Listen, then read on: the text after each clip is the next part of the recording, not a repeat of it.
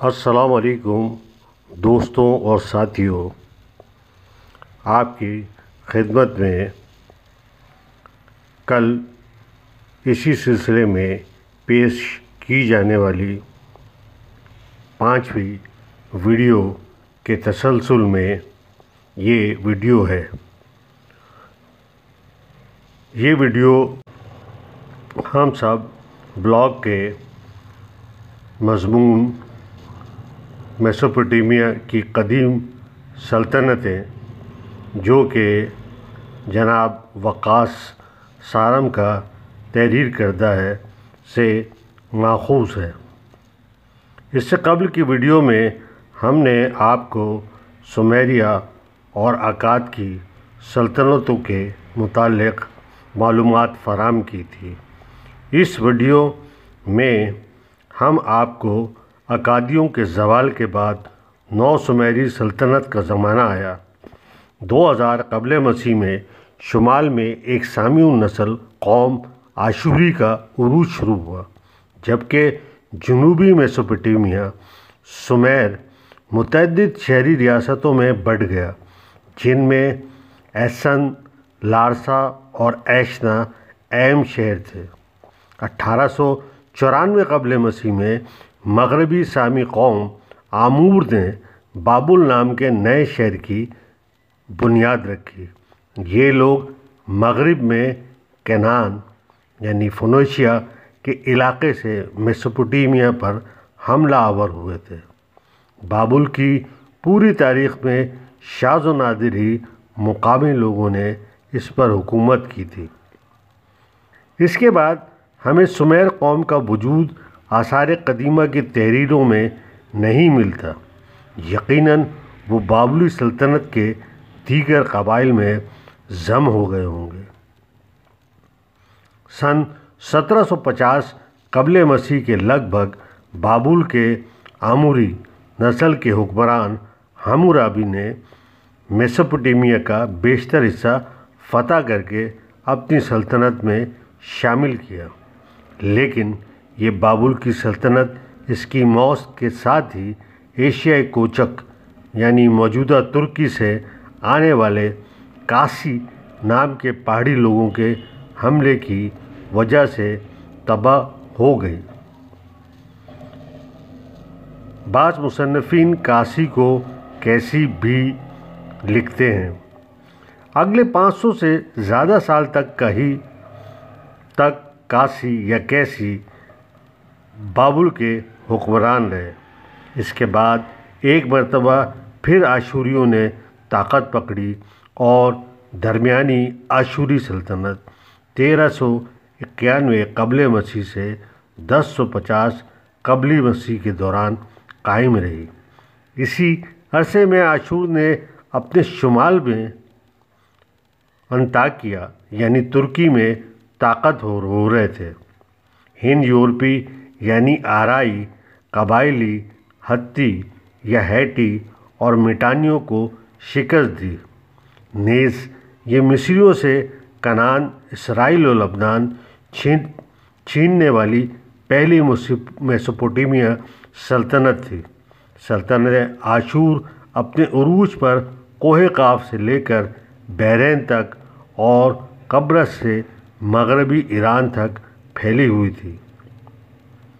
اس کے بعد قائم ہونے والی ایک نئی آشوری سلطنت 911 سے 605 قبل مسیح سطح زمین پر اپنے وقت کی سب سے بڑی طاقت تھی۔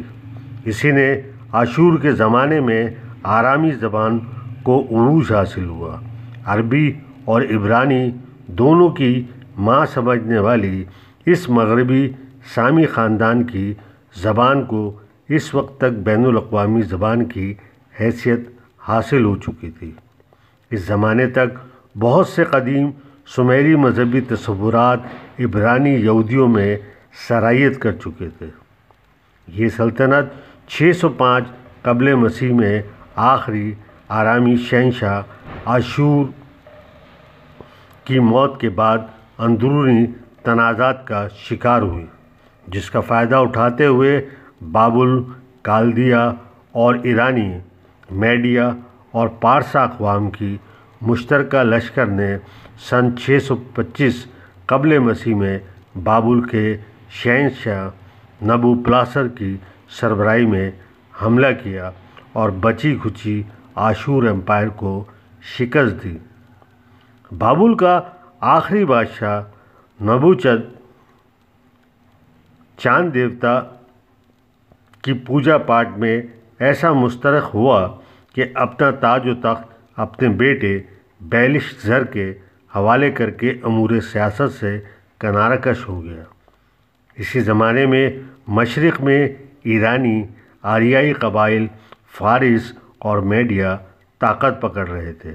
اب تک صدیوں سے آشور کے طاقتور ریاست نے انہیں باجگزار بنا کر اپنا ماتحت رکھا، تاہم اب میسوپوٹیمیا کی اس آخری آشوری بابلی سلطنت کے زوال کے زمانے میں مشرقی سمت کورش نامی ایرانی شہنشاہ نے دو پرانے آریائی حریف قبیلوں پارسا اور میڈیا کو متحد کر کے نئی علاقائی طاقت ہخامنشی سلطنت کی بنیاد رکھی۔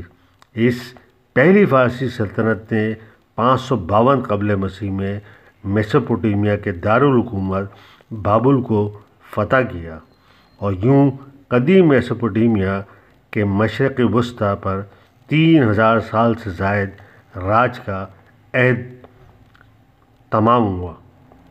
دوستو اور ساتھیو، ہم اپنی اگلی ویڈیو آپ کی خدمت میں پیش کریں گے جو آثار قدیمہ سے دریافت تاریخ کے متعلق ہوگا، یا ہم آپ کو یہودی اور اسرائیلی قوم کے متعلق بتائیں گے تاکہ آپ یہ اندازہ کر سکیں کہ یہ اسی دور میں سلسلہ عراق، فلسطین، شام کے علاقوں میں رونما ہو رہا تھا اور اس کے اثرات میسوپوٹیمیا کے مذاہب اور بنو اسرائیل کے مذاہب اور ایران کے مذاہب سے آپس میں کس طرح تعلق اور ربط رکھتے ہیں۔ شکریہ۔